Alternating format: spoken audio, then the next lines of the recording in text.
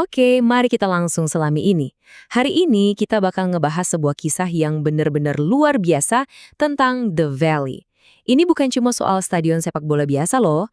Ini adalah simbol tentang bagaimana sebuah klub bertahan hidup dari masa-masa kelam hingga akhirnya berdiri megah sebagai katedral olahraga modern. Selamat datang di ulasan kita kali ini. Di ulasan ini, kita akan menjelajahi The Valley secara menyeluruh. Mulai dari ukurannya yang masif, sejarah pengasingan mereka yang bikin merinding, gimana rasanya nonton langsung di sana, rivalitas panas London Selatan, sampai ngelihat pembaruan futuristik mereka. Bagian pertama, selamat datang di The Valley, rumah bagi Charlton Athletic. Coba bayangin deh, kalian lagi jalan santai di sebuah area perumahan yang tenang di London Selatan. Kiri kanan kalian cuma deretan rumah warga biasa. Terus, tiba-tiba di depan mata ada pintu putar stadion. Pasti kalian bakal mikir, sebenarnya seberapa besar sih The Valley kalau dilihat dari dalam? Jawabannya masif banget. Kapasitasnya mencapai 27.111 kursi. Biar gampang ngebayanginnya, angka sebesar ini bikin The Valley jadi stadion terbesar ketiga di kasta liganya. Bahkan jujur aja, ukurannya lebih gede dibandingkan beberapa stadion milik tim Liga Premier Inggris saat ini. Keren kan? Nah, yang menarik itu pembagian puluhan ribu kursi tadi. Tribun Utara atau North Stand jelas mendominasi dengan hampir 10.000 kursi. Dan disinilah para supporter garis keras tuan rumah ngumpul. Sementara itu, di sisi lain ada Tribun Selatan alias Jimmy Seat Stand yang usianya lebih tua dan khusus dipakai buat nampung supporter tamu. Bagian kedua, sejarah pengasingan, meninggalkan dan merebut kembali rumah. Ngomongin The Valley itu ibarat baca kisah kepahlawanan sejati. Stadion yang dibuka tahun 1919 ini sempat ngalamin masa kelam, benar-benar ditinggalin di tahun 1985 gara-gara krisis keuangan dan masalah keamanan. Tapi mereka nggak nyerah, mereka akhirnya berhasil pulang dengan dramatis di tahun 1992. Dan yang paling baru, mereka baru aja memperpanjang masa sewa stadion sampai tahun 2040. Selama masa pengasingan yang berat itu, mereka sampai harus numpang main di Stadion Crystal Palace dan West Ham. Terus apa yang bikin mereka bisa balik? Jawabannya, para fans. Betul banget, tanpa kampanye ekstrim dan perjuangan tanpa lelah dari para supporternya, The Valley yang kita kenal sekarang ini secara harfiah nggak bakal pernah ada. Bagian ketiga, pengalaman hari pertandingan. Suara, pemandangan, dan makanan. Jadi gimana sih rasanya nyusurin Floyd Road di hari Sabtu sore? Buat supporter tamu yang mau nonton, rutenya gampang banget.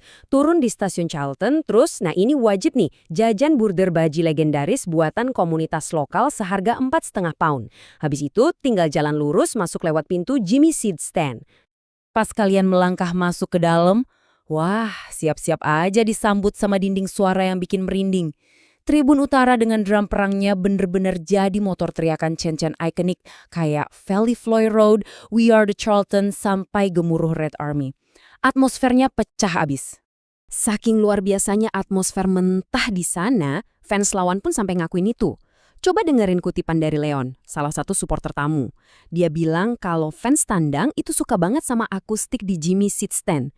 Soalnya, atap baja bergelombangnya itu bisa mantulin dan ngelipat gandain suara nyanyian mereka sampai kerasa kayak ada 10.000 orang. Jarang banget kan nemu keunikan sekeren ini di stadion-stadion modern? Bagian keempat, rivalitas London Selatan, pertarungan harga diri lokal. Tentu aja, atmosfer fantastis tadi bakal makin mendidih kalau udah menyangkut harga diri lokal. Gini, The Valley itu posisinya ada tepat di epicentrum pertempuran wilayah 3 arah yang super intens antara Charlton, Millwall, dan Crystal Palace.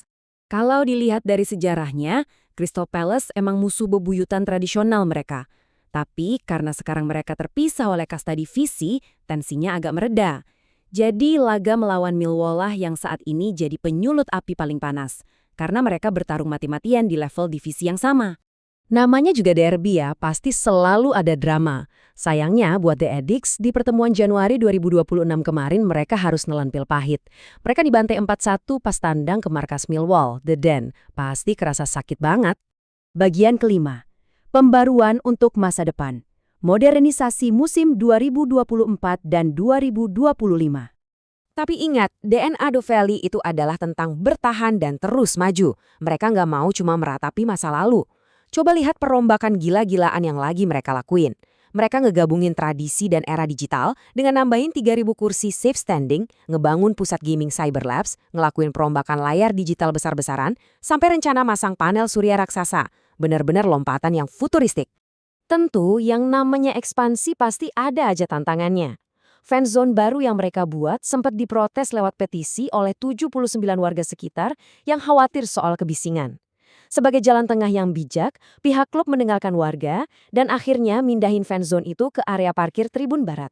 Dan ini dia, mahkota dari semua inovasi itu. Sebuah lapangan berteknologi hibrida DESO senilai 750.000 pound sterling. Kalau lapangan lama itu gampang rusak dan cuma dipakai tim pria, sekarang mereka punya permukaan kelas elit dengan daya tahan tingkat dunia. Kenapa teknologi rumput ini penting banget? Kutipan dari Louis McGing, manajer umum tim wanita, ini ngejawab semuanya. Berkat lapangan yang super kuat ini, tim utama wanita sekarang bisa mainin semua laga kandang liga mereka di The Valley. Akhirnya, tim pria dan wanita benar-benar dipersatukan di bawah satu atap. Benar-benar sebuah cerita kebangkitan yang epik. Dan ini ninggalin satu pertanyaan besar buat kita. Di saat Stadion The Valley ini terus ngebuktiin kalau mereka bisa bertahan dari sejarah yang keras, sekaligus mewujudkan visi masa depan yang modern dan inklusif, sejarah baru apa lagi yang bakal mereka ukir di abad berikutnya? Kenangan ajaib macam apa yang bakal tercipta di atas rumput hibrida yang baru itu? Terima kasih udah ngikutin eksplorasi kita kali ini. Sampai jumpa di ulasan menarik berikutnya.